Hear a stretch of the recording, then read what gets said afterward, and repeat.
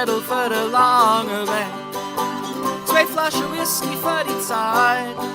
Und ich date gern habe, du bist dabei. Maria geht, fahrt mal weg, ist weit. Wann ich geh, ich werd dir fehlen, wann ich geh. Du sehst nicht, was ich mach, du sehst nicht, wie ich lach. Ich werd dir fehlen, du watsch sehen. Hab kriegt mein Zettel für den langen Weg. Du schönste, als mir finden kann. Es hat Maria und Dale ganz wunderbar. Hass ich dir den weißen Dank. Wann ich geh, ich werd dir fehlen, wann ich geh.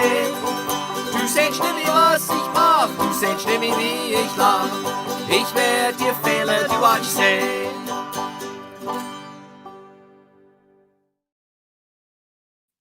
Well, Gouda Obit, Liva, Light. Good evening, everybody. Welcome back to another episode of PA Dutch Live. Can you believe it's the middle of June? It's this year is flying by, in my opinion. I don't know what you guys think, but at least from my perspective, as one old Dutchman used to say at my hunting camp, by the year is almost halfway around already. So that's kind of how I'm feeling too these days. As is always the case, I want to welcome everybody to the show. We got a great show coming to you tonight. Our good friend, Brad Smith, is going to be telling us all about the Berks History Center and the treasure trove of Pennsylvania Dutch artifacts that they have. But I don't want to spoil it. We're going to bring him on here in a little bit. But as is always the case each month, please, in the comment section, whether you're watching on YouTube or if you're watching on the Facebook page, let me know where you are watching and joining us from so I can give you a shout out and let everybody know we got the big Pennsylvania Dutch happy family together again this month, like we do most months. And some people actually started putting stuff in the chat section before the show even started. So I got to give some shout outs to our dear friend joining us once again, as she does every month, my distant cousin, Carol, in lovely, beautiful downtown Burnville, Pennsylvania. Seth is joining us again this month. Gouda Obit Bruda, Gouda Obit Sutia. Seth has been a how do I want to say this? Seth has bought me a lot of coffee, and I just want to give Seth a personal shout out and say thank you so much, Großdung, for your support. Daniel is joining us. Servus, ihr Leid. Not sure where he's joining us from, but he's joining us, I think, from across the pond. Dolly, she's joining us again, as she does every month, from beautiful Fleetwood, Berks County, Pennsylvania. We got Kristen joining us from Lewisburg, PA. That's just down the road from where I am in central Pennsylvania. Hello, Kristen. Thanks for joining us. Former student of mine, shout out, Matt Pinella, just graduated from Penn State. Matt, congratulations on the degree. I see that you're now joining us in Atlanta, Georgia, so that means you're no longer in Happy Valley. Good luck with the new job, and thanks for being with us again. Donald is joining us from Midlothian, Virginia. He's been joining us a lot of months here too. Our good friend Norman is joining us. Gute Maria from Steinbach am Glan im Alderland, all the way over there in Pennsylvania, Dutch fatherland. We'll call it the Rhineland Palatinate. Thanks for joining us, Norman, as always. Seth is reminding us he's joining us from sunny San Diego, California. So we got West Coast represented. Pamela is joining us from Germansville. Well, that's a nice region. Our dear friend Rachel Yoder is also saying, hey, greetings, everybody, and sending love from Boyertown. Rachel is up to her elbows getting ready for the Kutztown Folk Festival. She's been posting stuff online, so she's going to have tons of art for you guys to sell or to buy if you come to the Folk Festival. Support her and her husband. Quasimodo Gare is joining us from Berlin. Wow. Welcome, Quasimodo. Thanks so much for joining us. Helmut is joining us from the Gran Canaria. Wow. Helmut, thanks for joining in. Tropical locations we got going all over the place here. Dell from Fort Smith, Arkansas. He's joined us before. Ethan is joining us from Ottawa, Ontario, Canada. Ethan and I had an exchange this week in emails with a project that I'm hoping someday I can share with all of you guys that we're trying to do in Pennsylvania Dutch country, but I can't say too much more about it, but hopefully in the near future I'll be able to. Chris, our good friend Chris Watson-Loof is joining us as well. Northampton, up there in Northampton, Pennsylvania. Michael Clay, good friend of mine now joining us from Virginia. Wie geht's? Wie bist, Bruder? Jacob is joining us aus Westfalen. You know, Jacob, I don't know where in Westfalen you are, but did you know that when I studied abroad in Germany, I lived in the city of Paderborn and Ostwestfalen. So I was in that region for a good part of my life. So enjoy it. Beautiful part of the world. James is joining us from Higgins. A lot of people might know that they're in Schuylkill County. We got Gratz joining us, Duckless Ducky. I see him on Facebook from time to time. BioT is joining us from Tucson. It's Todd in Tucson from Nazareth. So we got an original Nazareth guy, boy, transplanted to Tucson, Arizona. And, we got one of the people. Cheap Life is joining us. Grüß den Niederländer. Well, the Netherlands are also checking in tonight. Boy, do we have an international crowd. Thanks so much, everybody. If people continue to throw, comments and things in, we'll highlight them, of course. But I have some other stuff I want to share with you guys, as I do every month. Let's go through some news and upcoming events in Pennsylvania Dutch country, because there's a lot of stuff going on here.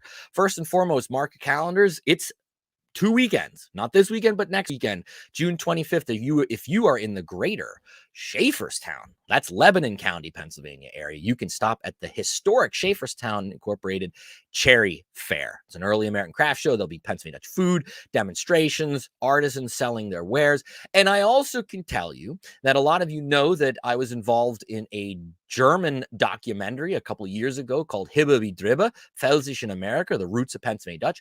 We are filming a sequel to that movie, and the film crew will be at the historic Schaefferstown Cherry Fair. So if you run into them, I will not be there personally. I will be somewhere else that day.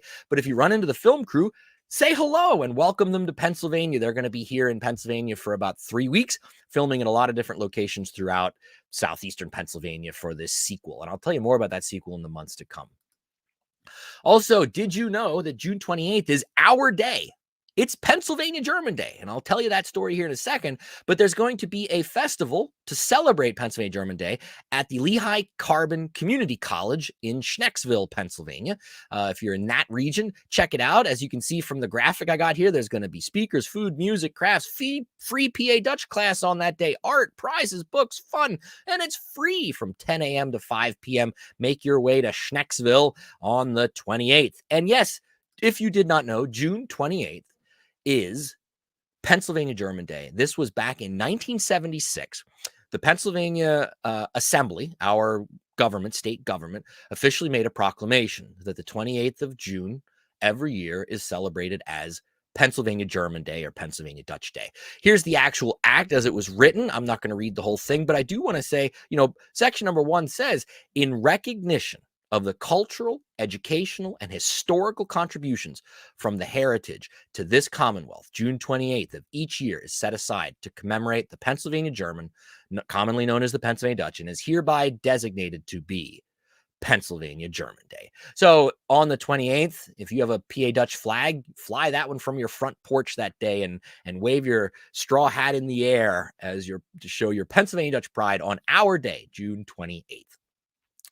We should write the General Assembly and get them to make June Pennsylvania Dutch month. Maybe think about that. We can share that with what other months are out there during this time of year. Get our own month instead of just a day.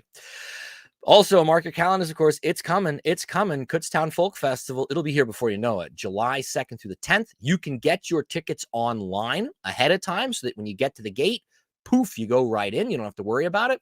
There are some discounts online as well for tickets and on their website. If you remember, if you didn't join us last month, I had the director, Heather Zimmerman of the festival, and she went through everything that is going to be happening and any details. So you can always go back to the YouTube channel and watch last month's episode and get the skinny on the Kutztown Folk Festival. I will be there a lot, so if you're there, look for me. In fact, I do want to highlight one thing for sure. If you'd like to see me performing live with my good friend Chris LaRose, we will be on the main stage. That is a roofed stage with a lot of seating. So if it's hot, you can get out of the sun, or if it's rainy, you can get in out of the rain. We will be there performing Friday, July 8th at 11:15 for about 45 minutes to an hour. We'll be doing some of our traditional Pennsylvania Dutch music. We'll be doing jokes, stuff that Chris and I normally do And then also him and I will be performing on Sunday, July 10th, 2 shows. That's the last day of the festival at 11:15 and at 3:45.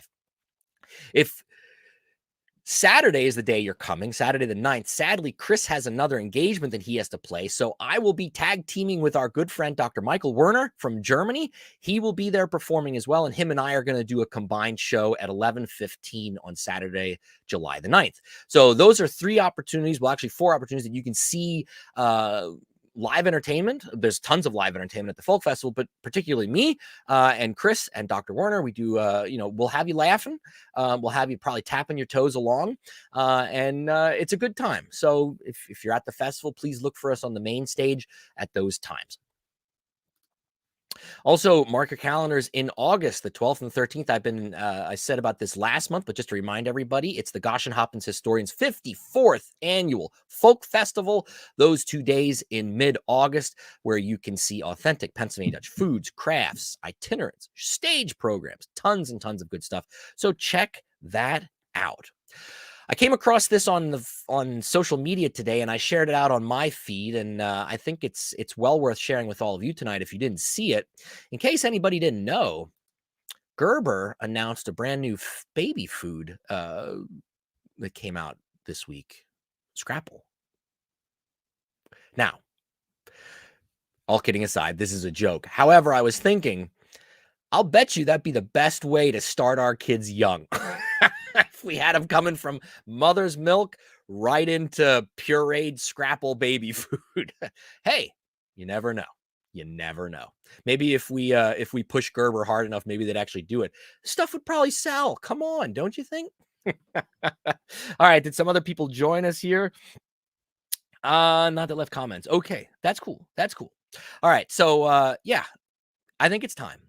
Tonight's guest is a good friend of mine and a good friend of the Pennsylvania Dutch people, because he's a good old Pennsylvania Dutch boy himself, Bradley Smith. And Bradley Smith currently is the archivist at the Berks History Center. Now, if you don't know anything about the Berks History Center, well, tonight you're going to learn about it. And if you live in the greater Berks County region of Pennsylvania, you should put this on a must-visit destination, because it is really a cool place. We have a picture there of the outside of the front entrance of the building, and there's Brad's picture. But enough of me talking. Let's bring Brad in to the stream. Hello, Bruder. Hallo, wie bist? Ich bin ziemlich gut. Besser nah als du dat bist. Oh, good, good. Well, Brad, welcome to the show. I'm so glad that you agreed to come up on to share your knowledge, and you know a lot of stuff about a lot of things. And I'm really excited for you to have the opportunity to tell the audience about the Berks History Center, some of the collection, and also, but I want to start to let people get to know you a little bit. Could you tell the audience real quickly a little bit about, where you were born? What's your Pennsylvania Dutch connection? We'll start there. Sure. So I was born I was born in New Jersey, where my parents lived briefly. But my mom's family's from Lebanon County. My dad's family's from Berks County. And I grew up in Schaefferstown, Lebanon County. And when I was little, I heard Pennsylvania Dutch all the time. 2 of my 4 grandparents were Dutch speakers. And a lot of relatives and neighbors, a lot of folks spoke it. So I heard Dutch constantly when I was little. We also, in my family, we sang in Dutch pretty often. Was it typically church songs, or was it folk music? Like Schnitzelbank and okay. Ze komt die Barg, want ze komt, and stuff like that. Oh, that's great. And go ahead. Was there any, did your parents and grandparents encourage you to speak the language, or wasn't necessarily encouraged? Not necessarily encouraged. Not discouraged, just it was sort of indifferent. And I have 3 siblings, and I'm really the only one that picked it up. I am the oldest, though, so I was exposed to it the most. Yeah. But I heard it, I look back and I think about people that really, where I heard it a lot. And one person I really have to give credit to, we had a fellow in Schaefferstown, his name was Lamar Martzel. And he was very, very Dutchy. And his favorite thing to do was to sit out in front of the Pen Supreme store and just talk Dutch to anyone that would come in and out of the store. He would just, that's where he'd go. And people would tease and say, well, that's your job, Lamar. and he talked to me all the time. And when he realized I was interested, he really would just spend time and tell me stories and jokes and things. Well, then Pen Supreme became Getty Mart or Unimart. But then we got Dutchway Supermarket in Schaeferstown. So then Lamar moved shop to Dutchway, where he had a lot more room. And and I just sit out there and talk Dutch with him. And that's awesome. And he also is the one who really got me involved in coming to the Grunzau Lodge, Nummer 17 Versammlings. Okay. So I definitely had a very Dutch family, but owe a lot to Lamar for getting the language there to talk to me. Sure. Well, let's talk about, what you talk about here. I'm going to bring this back into the stream. What do you want to say if you had an elevator pitch the Berks History Center to anybody that didn't know anything about it? What would you say? I would say, I think maybe three things. One is just to clear up confusion. Officially and traditionally, our name was the Historical Society of Berks County. And we changed to the Berks History Center, at least as the name we do business under, because there was some thought that Historical Society had sort of a maybe sort of a less welcoming connotation to it. So we're officially the Berks History Center. And I always say, I work with the Berks History Center. And people say, what's that? And then I say, the Historical Society. Oh, okay. So legally, we're still the Historical Society of Berks County doing business as the Berks History Center. So we've been around a long time. In fact, the Historical Society began in 1869. And they really began to build a library and archives and artifact collection beginning in 1898 is when their accession ledger begins tracking incoming donations of material, and focused on all Berks County history, from Albany Township to Morgantown to Bethel to Boyertown and all points in between. And I think in many ways, the fact that we started collecting, preserving artifacts and stories and documents so long ago really gave us an advantage in the sense that it sort of predates the era when antiques were looked at as something to profit off of. And so we just have some wonderful collections, including a lot of great Pennsylvania German material that we're just very, very fortunate to have preserved in our collection.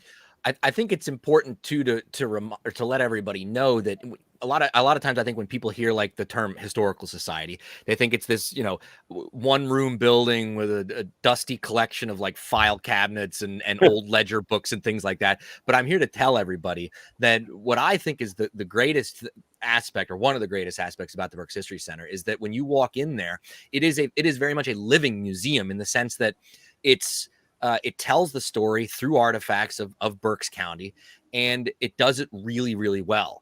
And it seems young and fresh, even though, as Bradley says, it's old. I mean, the collection started in the late 1800s already. But I mean, kudos to whoever keeps the displays up, and I just think it's a really great museum for people to go check out. I mean, even though that doesn't necessarily have the museum name, it's not Berks History Museum, but it is. I mean, it's a wonderful place to visit and learn. Well, thank you. And we actually, I should mention, we have both a museum and then a research library, the Henry Janssen Library, right next door. So we kind of have two facets that are both very important. And it's also someone, I want to throw this up there, but the BHC does a lot of educational programming for the community. And Chris, our good friend, says, thank you for speaking engagements at the BHC. I thoroughly enjoyed the Jen who presented the Year of Fear a couple of years ago. They do a lot of these different historical talks throughout the year. They do. I know that this year they were doing even some like art stuff with painting distal finks that people were coming in and so I mean I'm a member of the BHC, so I get the newsletter and the magazine, and it tells me, oh, this month we have Bradley Smith talking about the Whiskey Rebellion, for example, something along those lines. And the topics are always, I find them, of course, being a history lover, fascinating, but they're broad. It's not just, oh, we're going to look at, this dead general from the Civil War, we're going to talk about, these broader things, or even like aspects of Berks County history that most people probably have no idea ever happened. So again, kudos to, whoever runs the educational aspect of the BHC and these talks that are put on, because it's phenomenal stuff. Well, thank you. And it's really a team effort. We have a great staff. We have great volunteers. We also have just a lot of wonderful people in the community who have so much knowledge and so much passion. And I really think that the most special thing about our organization is that it's really kind of a gathering place for many different people in the community who just love their local heritage.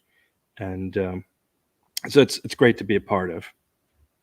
Yeah, it's great. And Brad wants to share with us tonight some actual pictures of artifacts that are Pennsylvania Dutch related. So I guess we'll start with this one, Brad, and you can tell us all about it.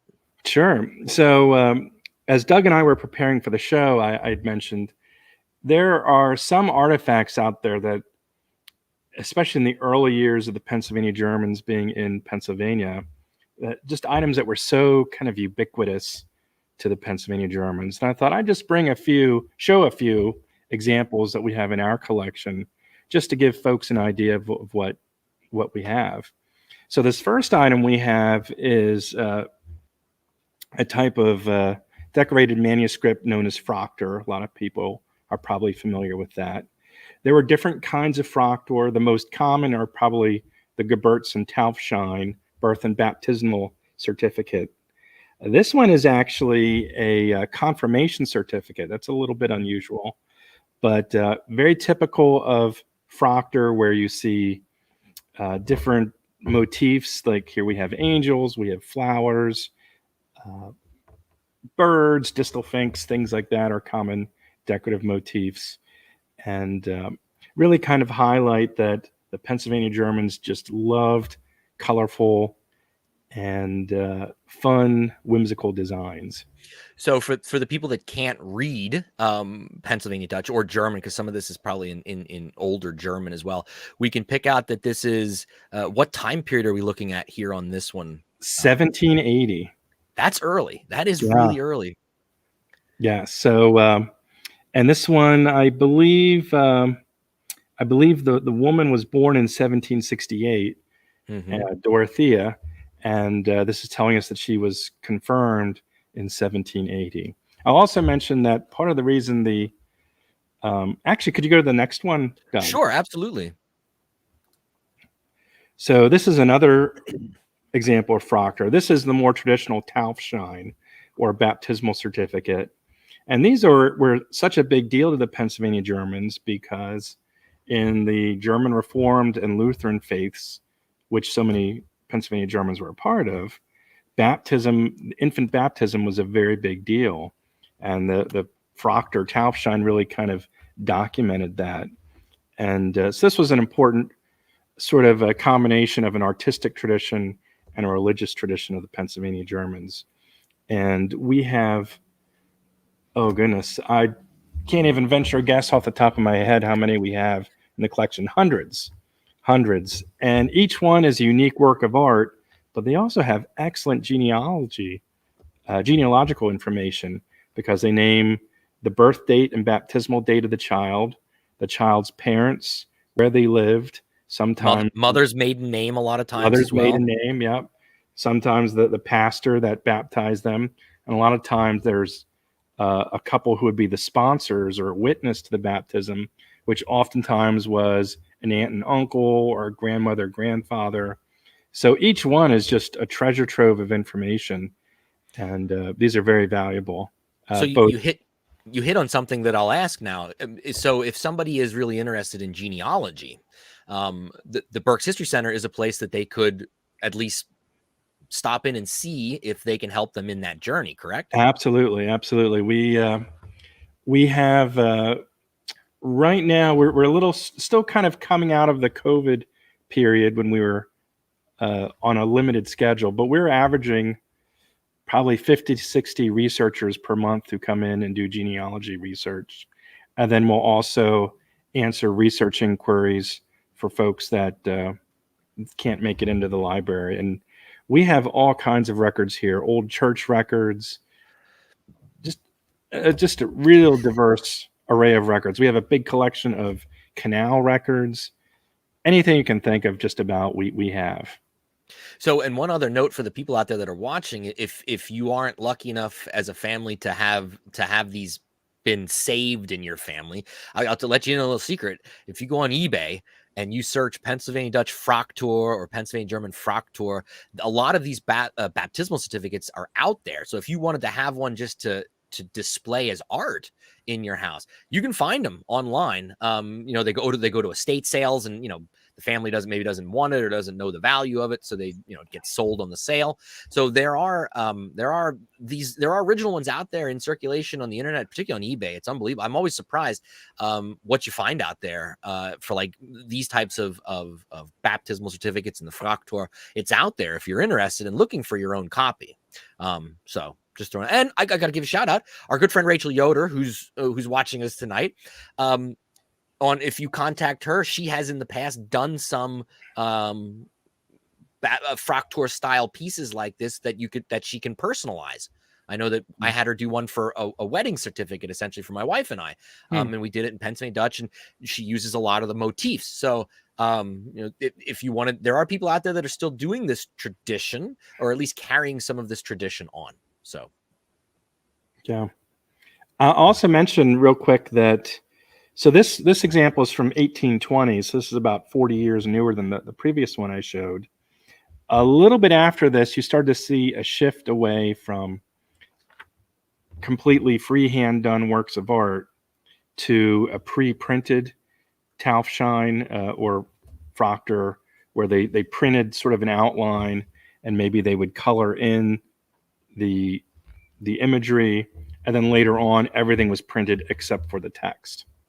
Yeah, the one that my family has, I don't have an image to show you guys, but it is one of those because it's from the 1850s. So it's pre-printed, and it says, Commonwealth of Pennsylvania printed across the bottom. And then the pastor, I would imagine it was probably the pastor, actually filled the Fraktur in with all the information. The handwriting is beautiful, but like Bradley said, like there's tons of genealogy stuff there. Like it was my great grandfather's baptismal certificate. Well, his parents are listed, and the grandmother's maiden name, and when it happened, when he was born, when the baptism was, where the baptism was. So like Brad said, that stuff is out there. And they were really they like froze time when they filled these out. Oh, yeah. And a lot of them have survived throughout the years. So it's really cool stuff. Yep. And the Berks History Center has tons of them for you to flip through, I'm sure, if you go in. Now, is that something like if somebody wanted to see these themselves, they'd come into the History Center and then, ask somebody, and somebody would pull them out of the collection for them to see? Is that how it works? Well, or not? One or two is they are so delicate, especially these older ones, but they're all digitally photographed. So what we'd probably do if someone was interested is we'd let them look through digital photographs, which are done at a pretty good resolution, so you can zoom in on the details. And if there were a very seriously interested scholar or family member, we'd very carefully perhaps pull one example. But we generally don't just pull out a pile and let people thumb through them, just because they are so delicate. Sure. And if anyone's interested in that type of stuff, I'll also say that Penn State University's library has an extensive collection of Fraktur, and they have their collection completely digitized, or at least a huge portion of it is digitized. And you can sit in your kitchen with your cup of coffee, and you can zoom in on these baptismal certificates and things like that. And they have a lot of really cool stuff in their collection too. So if you're really interested, check them out as well. But it's not just Fraktur you guys got. Let's take a look at this piece. So this is a blanket chest from 1798. Again, another very ubiquitous item in the Pennsylvania German culture. These were given, contrary to popular belief, they were given to both young men and young women, probably when they're about 15, 16, just to sort of keep belongings that will come in handy when they become adults in a few years. And we have about 5 or 6 of these in the collection. And again, they're, to me, a great artifact because they really are typical of the Pennsylvania Germans, and they're beautiful works of art. Yeah. A couple months ago, we had Dr. Cynthia Falk on, who, if you guys remember, if you saw that episode, and we talked quite a lot about hope chests and blanket chests like this, and how important they were to the Pennsylvania Dutch culture and to families and to people. And this one's out on display in the History Center, right? So this was something you could walk up and actually, see with your own eyes. And so next we have a scratch egg. So this was, Pennsylvania Germans were very much, in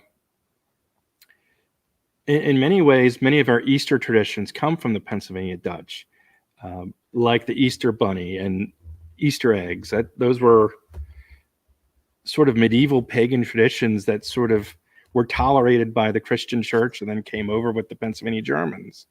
And in fact, the earliest images of the Easter bunny in America come from Berks County. Yep. So we have a really great tradition of Easter celebrations here in Berks County, and these scratch eggs are part of it. And the one I have here is from 1860. The oldest one I've ever seen is from 1790-ish. So it's a tradition that's been around a long time. And basically what they would do is they would dip the egg in a dye. Oftentimes onion skins were a dye. This is probably how this one was made. It kind of created a brown color. And after they dyed the egg, they would use a needle or some other tool and basically scratch the design into the egg by removing little bits of the dye. And you can see from this one that they're incredible works of art. I just can't even imagine doing this. As someone with very little artistic talent, this is just amazing to me. Whenever I see these, and I've had the opportunity to see quite a lot of them, over the years in real life, what always blows me away is the fact that they've survived. When you think about, here we have one 1860. You said you have ones from the 1700s in the collection. To think how many generations of a family had to make sure that egg was never, destroyed, broken, whatever you want to say, and somehow, kept safe for us to be able to look at them today. It's to me, that's the thing that always blows me away. But you're right too. Like the artistry here is like phenomenal, like unbelievable. Yeah. And a lot of times these were, people were doing this that were farmers too. This wasn't like there was the local egg scratcher that's what they did all year and sold their eggs. I mean, when think about the time when Easter's rolling around, it's still winter or cold. You're not out working the fields necessarily. And Saturday night, you can't watch TV or turn the radio on. So you're doing probably handwork and stuff like this. It's just unbelievable. I when you sent me this picture, I don't think I'd ever seen this egg particular. That one it's just wow. That's a great piece. Yep. And I think you sent me one more image. This one's kind of a little tough to see, but you can kind of make it out. Yeah, I was trying to get a good picture, but these are hard to photograph. But the story is, I think, great with these. So this is part of what's known as a jam stove or a 5-plate stove. And I really love these because they really are uniquely Pennsylvania German for almost 3 separate reasons. Okay. One is in Berks County, we had all kinds of iron furnaces that made us a really important producer of iron in the 1700s and 1800s. So this really is a part of that important iron making tradition of the Pennsylvania Germans and people in Berks County and the surrounding counties too. They also have lots of interesting artwork, floral motifs, a lot of biblical motifs. And this one actually has biblical motifs. It actually has the 10th commandment, thou shalt not covet, not on this part of the plate, but on the adjacent plates in German. But to me, the most interesting thing about this is that it really ties into a unique innovation that only the Pennsylvania Germans were doing in the 1700s. And that is the idea that whereas the English and Scotch Irish had fireplaces that were built against the gable walls, the Pennsylvania Germans put their fireplace in the center of the house because they realized that way the heat can radiate around all four sides instead of half the heat escaping outside. So they had these center fireplaces, and then these 5-plate stoves were basically just an iron box, and they stick it in the back of the center chimney, or the center chimney fireplace, put hot coals in there, and the plates would heat up, and they would stay very, very hot. Even after the fire went out, these plates stayed hot. So it was a very, very efficient way to help heat a house. Basically, just an iron box that you put in the back of your center chimney fireplace, but it really was efficient. And these were really in vogue about 1720 to 1770. And after that, you started seeing them replaced by older stoves. But the oldest one we have in our collection was built has a date on it. It's marked with a date of 1726. Oh my gosh. Wow. So almost 300 years old. Does it also say like where the iron furnace was that it came from? And we'll also often say where it's from. We'll often say the Iron Master, and then sometimes we can figure out where it came from by the name of the Iron Master on it. This is a newer one made in 1760. This came from Berkshire Furnace, which was in Heidelberg Township. Okay. And great story with it. So it's made in 1760. The Historical Society of Berks County found this in a house in Brecknock Township in 1907, intact, and just brought the whole thing intact to our previous one of our previous locations where we were operating out of, and so it stayed in situ for 147 years before we saved it. Unbelievable. That's great. Wow. Well, Brad, those are the images that you shared with me. Is there anything else that you, I mean, while I have you on the line here, anything else you want to tell the audience about the History Center, or, make your pitch to have people come up? Is it what's the next big event you guys are having or something like that? Sure. Oh, yeah, there's all kinds of things. One that's coming up next week, we're partnering with the Reading Area Firefighters Museum to do a program on Hurricane Agnes. And that's going to be actually hosted at Reading Area Community College. So if anyone's interested in that, probably the easiest way to find information on that is to look us up on our website, berkshistory.org, or go to our Facebook page, which you should be able to find a link to from our website. One of the things, looking a little farther down the road, that I'm very excited about is, Doug, you mentioned earlier we had some art classes, and those have been such a success. There's been some discussion of what are some other types of classes we could host. And the idea was floated that we should start having Pennsylvania Dutch classes at the Berks History Center. And that's not something we'd ever done before, to my knowledge. Surprisingly, to me, it seems like such a perfect fit for us. And so we emailed a survey to people on our email list, and we now have 183 people that wrote back and said, we want to take a Dutch class with you. Please do one. So I think we're going to be doing some Dutch classes. That is awesome. Probably in the fall. 183 people. Yeah. Unbelievable. So, well, as more information for that becomes available, I know Bradley will share it with me, and I'll put it out on all my social media too, to let everybody know that these opportunities are out there. That's great. So yeah, so absolutely ecstatic about the interest. It creates a little bit of a logistical challenge. Sure. We might end up becoming the Berks County School of Dutch Studies, but it's a very good challenge to have. I agree. Well, if you want to hire a full-time teacher, Oh, you let me know.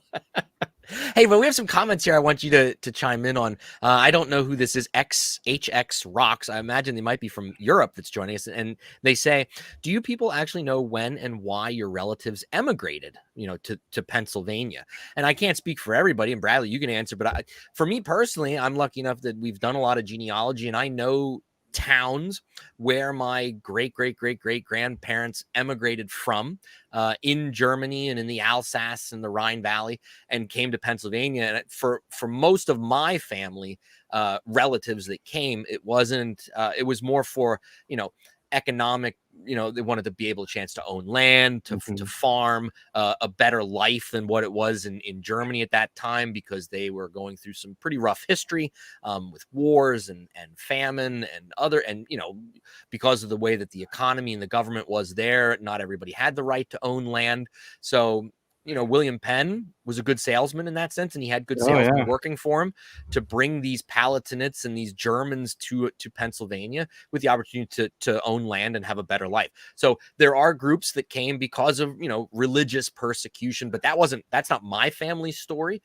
Bradley, what do you have to say about that? Well, I agree with you, Doug. I've actually seen sources that will say the Pennsylvania Germans came for religious freedom, and I don't like that answer, because it really there are the Mennonites, Schwenkfelders, Moravians. They came for religious reasons, but the vast majority, 95%, the Lutheran and Reformed, exactly as you said, came for economic opportunity.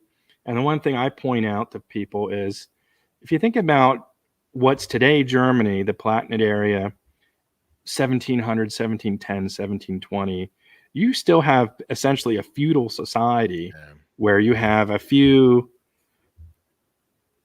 people in the landed gentry who own all this land. And if you're in that sort of peasant class, or sort of the very burgeoning middle class, it's really hard that the social stratification is very rigid there in this sort of tail end of a feudal society. Suddenly in Pennsylvania, you can buy a 100-acre farm or a 200-acre farm for very, very reasonable prices. It was an incredible opportunity for those who could figure out a way to get over. Yeah. An Amish Pope. I don't think he's actually the Amish Pope. However, that's his name on YouTube.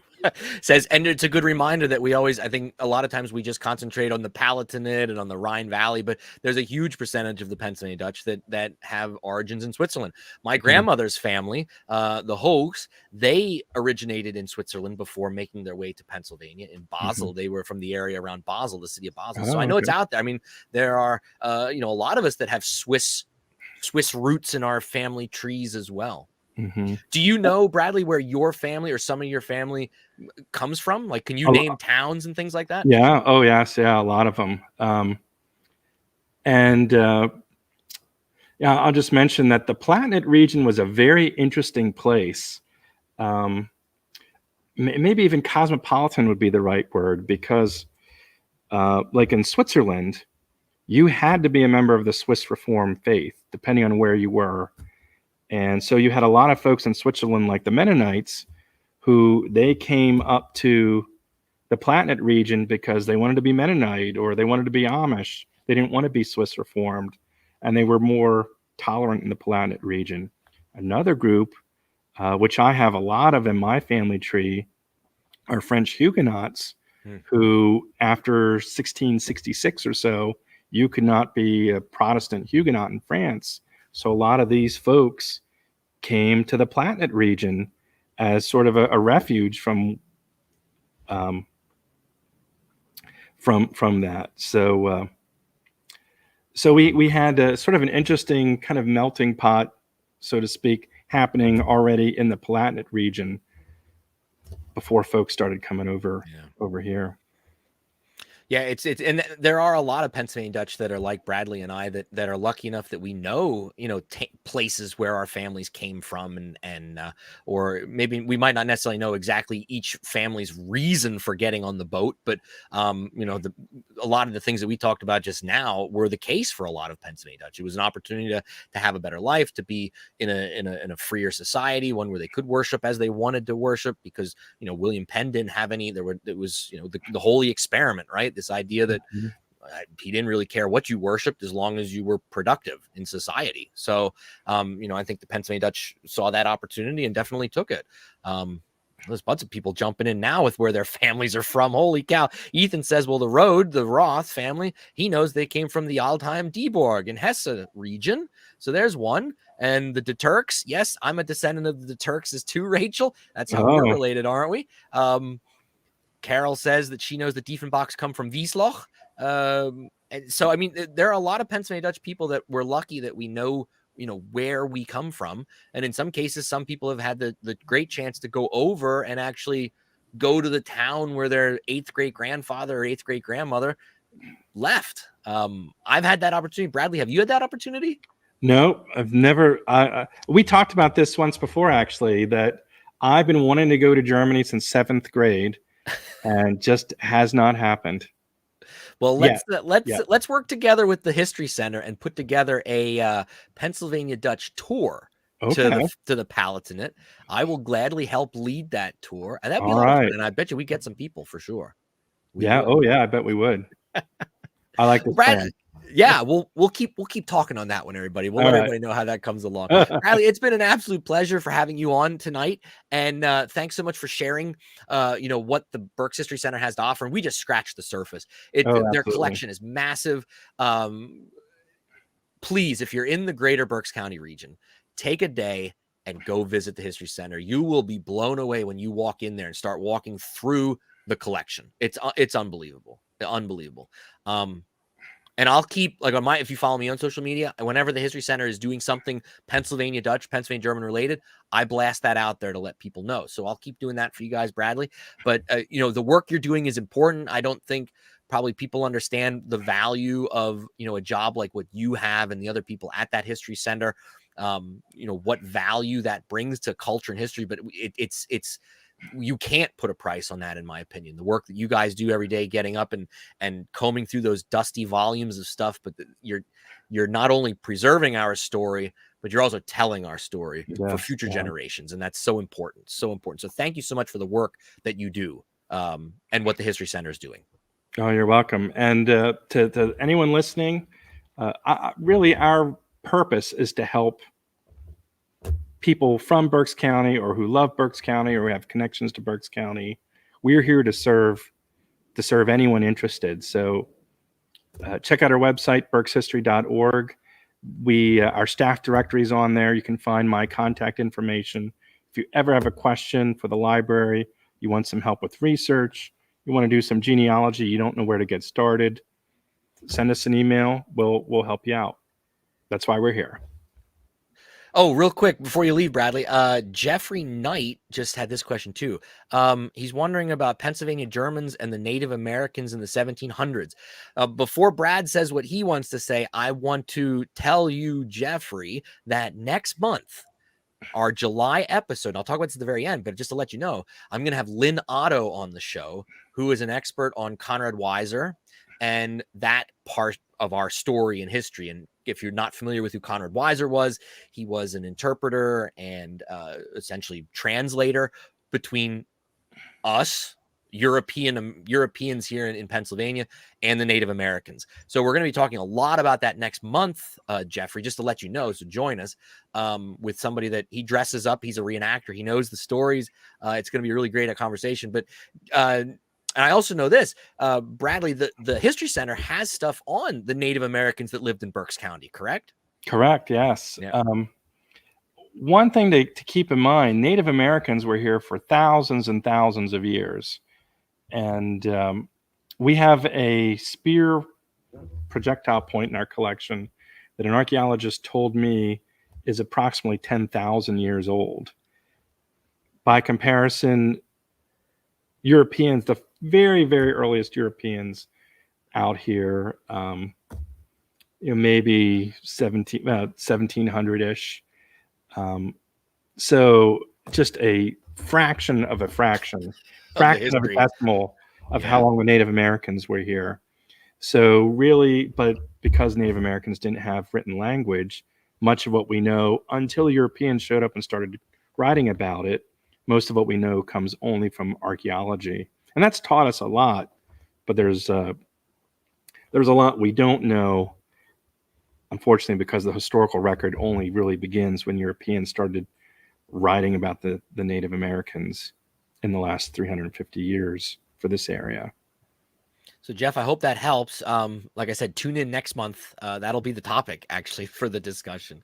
All right, Bradley, thanks again so much for coming on the show, giving us some of your time. Hopefully, some of the people here watching tonight will make a decision to come visit the History Center and say hello to you. And I hope they do. Yes, please do. Because it is a great place. It is an absolutely great place. A hidden treasure in Berks County, in my opinion. So, there we go. Brad, ich glaube, man kann gleich wenig Deutsch schwätzen, ob du gehst. Ja. Groß Dank vorbeikommen und ich hoffe, dass du eine gute Woche, ein gutes Wochenende hast und wir sehen uns bald. All right, ja, du auch und Siskern China. Groß Dank, Brad. Und mach's gut. Du auch und schaff nicht zu hart. Ich tu nicht. Mach's gut. Du auch. Hey, everybody. Wow. Bradley is such a great guy. I've known him for quite a number of years now. And I don't know if you could tell from that interview, but he knows his history. If you ever get the chance to see him do a formal presentation, go. Don't go. Run to go see him do one of his presentations because he knows his stuff. And he's entertaining. All too often you get to some of these things and it's like, watching paint dry. Not when Bradley does it. He does a really good work. So go visit the History Center, please, and support the work that they're doing there, the important work that they're doing. And you'll be surprised at what they have in their collection and just how much you can learn in an afternoon there in Reading, just outside of Reading. I have a link in the show notes to the Berks History Center's website, and they're on social media too. They're on Instagram, Facebook, Twitter, and they're very active. And whoever's running their social media does a really good job, highlighting what they do and what they have. So please give those things a following, please. As we do every month, we close the show out the same kind of way. I want to share one bit of Pennsylvania Dutch with you, and then I'm going to sing you a song, and then we'll probably get out of here. June is the month of Father's Day, so I thought I went through my literature that I have up in my Pennsylvania Dutch library looking for poems and things written about Dad, and I found this really short one called My Daadi, written by Louise Weitzel, who lived from 1862 to 1934. So just real quick, I really like this poem. So My Daadi. English is on the right, Pennsylvania Dutch is on the left. I'm going to read the Pennsylvania Dutch to you real quick. Der Daadi hat vergessen, dass war ein kleiner Bu. Der Daadi tut jo schaffe und nimmt sich gar kein Ruhe. And as a dad with young kids, they often remind me that you need to have fun. You need to laugh. You can't be serious all the time. There's more to life than just work. That's tough for a Pennsylvania Dutchman to say and understand. I know that.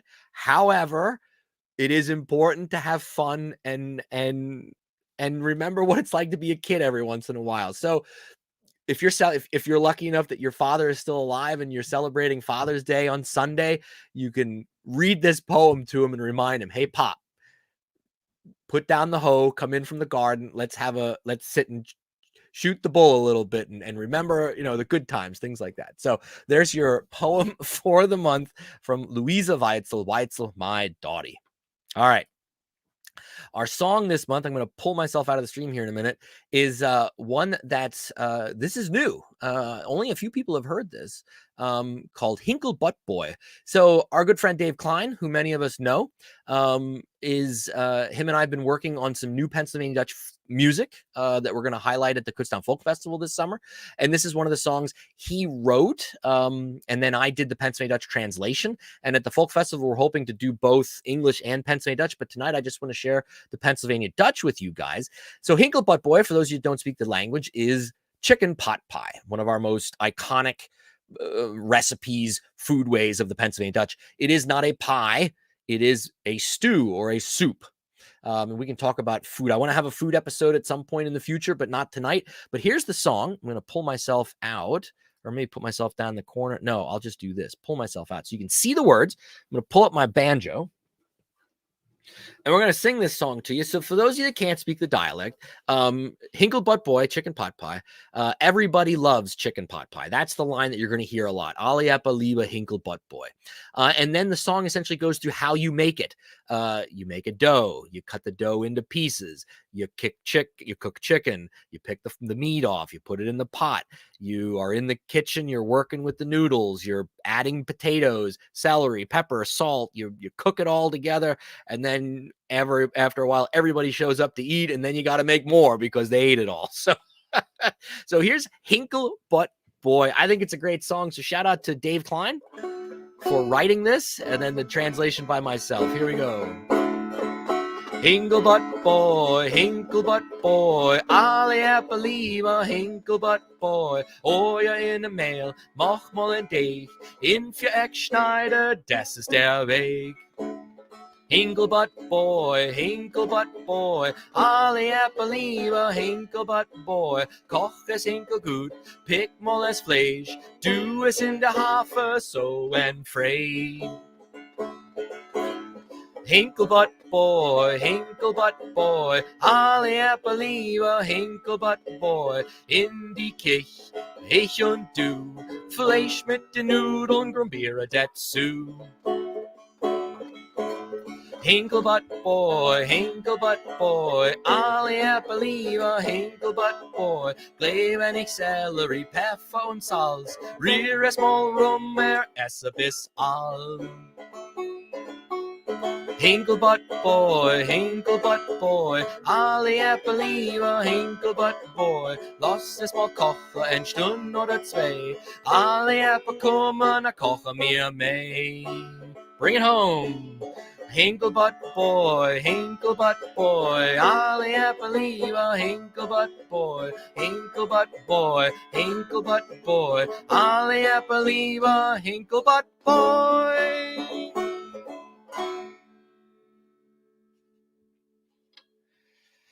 Well, there you go, folks. Not too many people in the world have heard that song, so I'm glad that I was able to bring it to all of you tonight. A little Hinkle butt boy, a little chicken pot pie. Now we're all probably hungry. Well, just a couple links here before we totally shut it down. Don't forget, are you looking for some new Pennsylvania Dutch themed merch? I do know better. Now's your chance. Check out Zazzle.com/PA Dutch stuff. And you can then buy merchandise associated with my band, The Broken Spokes, my podcast, Doug's Front Porch, and we also have Pennsylvania Dutch themed shirts that have like a Distelfink and say Ich bin Deutsch. There's going to be more stuff coming in the future, but the great thing about this Zazzle site is if you like the image, you don't have to get a t-shirt. You can get a magnet. You can get a pin. You can get an apron. They have like over 1,000 different products that you can put our image on. They make it, you pay for it online, and it gets shipped right to your door. So please check out Zazzle.com/PA Dutch stuff. Follow my social media for any time that we have a new image uploaded. Rachel and I are working on some new stuff. It's not ready yet. That's okay. We'll get it to you.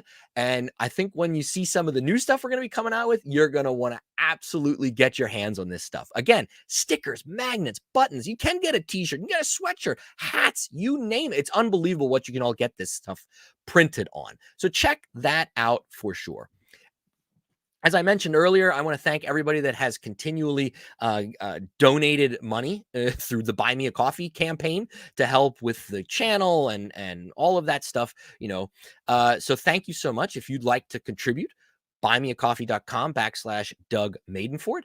You can buy me one coffee. You can buy me 100 coffees. I will be thankful for whatever, and that money will be used, I promise, just for the channel related expenses. I gave away the spoiler, but just to let you know, mark your calendars now. 1 month from today, well, a little less than 1 month, on the 13th of July will be our next episode of PA Dutch Live. And as mentioned, our special guest will be Lynn Otto. Lynn Otto is an expert on all things Conrad Weiser and that era in our history.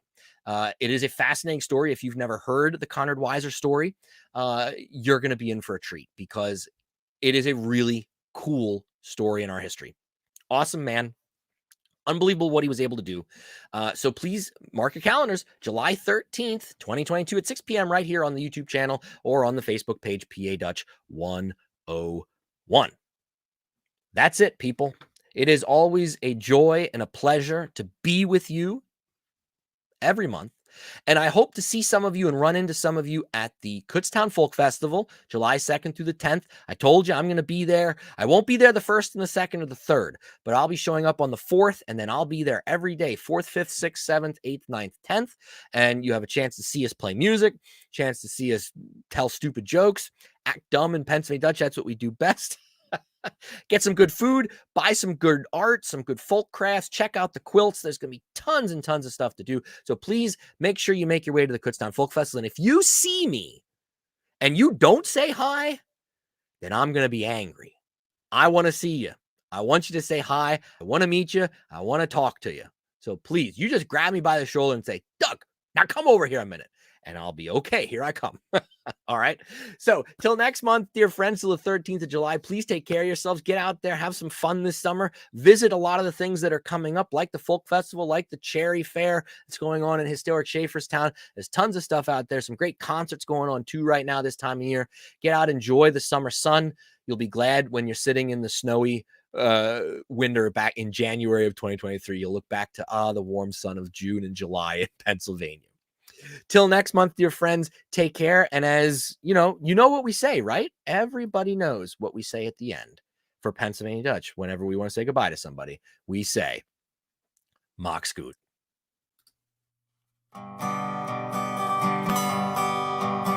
Max gut zu dir, Max gut zu dir, Max gut zu dir für now. Unsere Zeit ist all und so, es ist Max gut für now. Hoff wieder mit dir zu sein, hoff du bringst zurück ein Freund. Max gut zu dir, Max gut zu dir, Max gut zu dir für now. Unsere Zeit ist all und so, es ist Max gut für now. Hoff wieder mit dir zu sein, hoff du bringst zurück ein Freund. Und so mach's gut, lieber Freund, mach's gut.